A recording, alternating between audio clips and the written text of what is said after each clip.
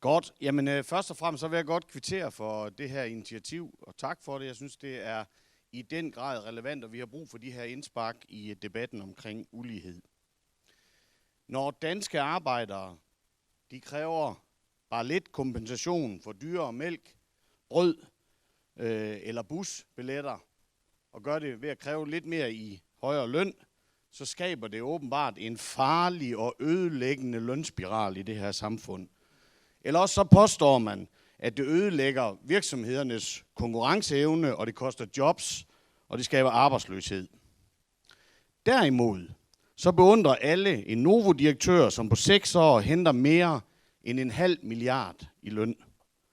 Og her forventer vi i al beskedenhed i 3F, at det er de meget brede skuldre, der også bidrager med en fair skilling og skat tilbage til det fællesskab og det samfund, som sørger for, at der er dygtige medarbejdere til Novo og finansierer et sundhedssystem, som Novos viden, udvikling og afsætning er bygget på.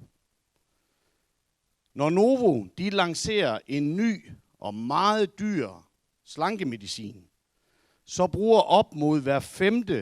af de svært overvægtige den i velhaverkommunerne her i hovedstadsområdet.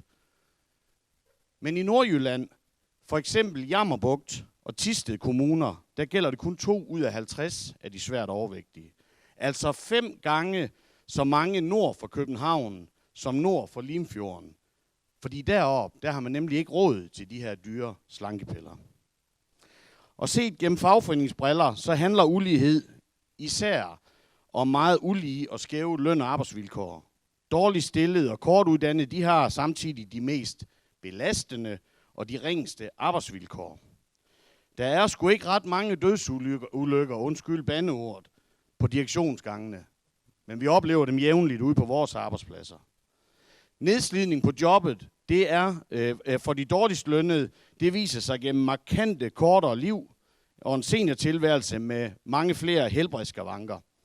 Og på trods af, at vi alle sammen vi kan se de her fakta i dag om uligheden i danske arbejderes liv og sundhed, så har de bedre stillet i mere end 40 år jagtet enhver lille mulighed for tilbagetrækning før folkepensionen, som de kortuddannede har eller har haft. Først var det efterlønnen. Jeg tænker, I alle sammen I kan huske både billeder og fortællinger af de golfspillende tandlæger på efterløn. Altså jeg vil bare sige, at størstedelen af mine medlemmer i 3F, tidligere SID og KAD, de gik altså ikke på efterløn for at spille golf. De gjorde det for at sikre, at de kunne fungere sammen med deres børnebørn og bare have lidt år tilbage, hvor de også kunne nyde deres pensionisttilværelse. Men først så jagtede de bedre stillede vores efterløn, så var det muligheden for førtidspensionen, så den seniorpension, som de bedre stillede, de selv fandt på som valgguf for at genvinde magten, og ikke mindst Arne-pensionen, der først er en ret, man får, når man har arbejdet mere end 42 år, så har de jagtet det. Det er naturligvis ikke på grund af misundelse over for de mest udsatte arbejdere. Nej. Det er ikke for, at man er misundelig over, at de får en økonomisk håndsrækning til lidt tidligere pension. Nej, det er fordi virksomhederne, de kan simpelthen ikke undvære dem. Vi synes bare ikke, det er den samme melodi, vi hører, når vi forhandler løn. Eller når vi for eksempel ønsker et lidt mere sikkert arbejdsmiljø, der ikke skærer år og dag af vores medlemmers levetid. Og i modsætning til den her hjerteløse modstand mod lidt tidligere og værdig tilbagetrækning for de udsatte, så savner ingen virksomheder åbenbart de 8.000 velhavende danskere, der hvert eneste år bevilger sig selv pension før tid. Det må I godt klappe af.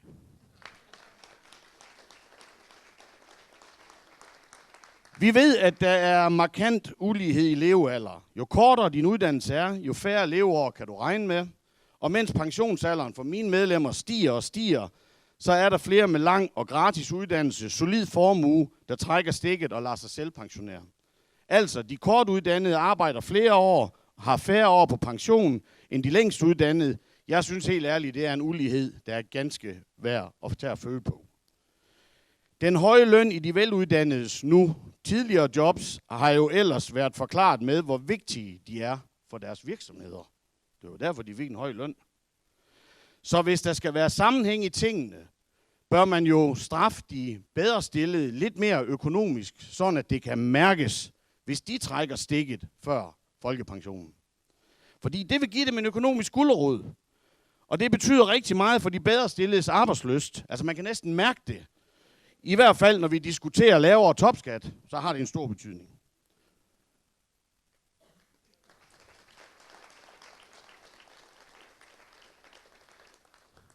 I Esbjerg, hvor jeg er født og bor, der er velhaverkvarteret langs Vesterhavskysten, lidt nord for byen. Det er Hjerting. Det er kendt som Millionstrup. Her i København, der tror jeg, man ude i de velhaverghettoer, vi ser her, nok snart skal finde et kvartersnavn i stil med milliarder. Kigger man op i Hellerup lige nu, så har de sådan en kasse, ja det kalder jeg sådan et parcelhus, til salg for 250 af slagsen. Og formueskævheden i Danmark, den er meget, meget voldsom. Den rigeste 1% af befolkningen, svarende til antallet af borgere i Rudersdal Kommune, ejer således en fjerdedel af hele formuen i Danmark. Hvordan skal de her superrige nogensinde kunne forstå, hvilke udfordringer dagligdagen giver for en helt almindelig ledig eller slidt 3F'er? Hvordan skal de kunne forstå udfordringerne i folkeskolen eller i det offentlige sundhedsvæsen? Derfor er vi sindssygt meget optaget af ulighed i 3F. Det er en del af 3F's mål at kæmpe mod fattigdom og ulighed. Ulighed i formuer, som ofte er bundet op på ejerboliger og arv. Ulighed i indkomster, i sundhed, social arv og geografisk ulighed. Her er det også afgørende, at fællesskabet sørger for, at vækst og jobskabelse ikke kun koncentreres om de større byer. Der har vi mulighed for med den grønne omstilling og de mange nye arbejdspladser, der her skabes, og gøre det lidt bedre. I Esbjerg og Thorsminde, der skaber havvind og følgeindustrierne mange nye jobs, og tilsvarende vil en omstilling i landbruget også give mange nye muligheder inden for bioøkonomi. Kampen imod ulighed, den handler jo så ikke kun om, at vi bare skal være ens, som også Asbjørn sagde her i hans velkomst.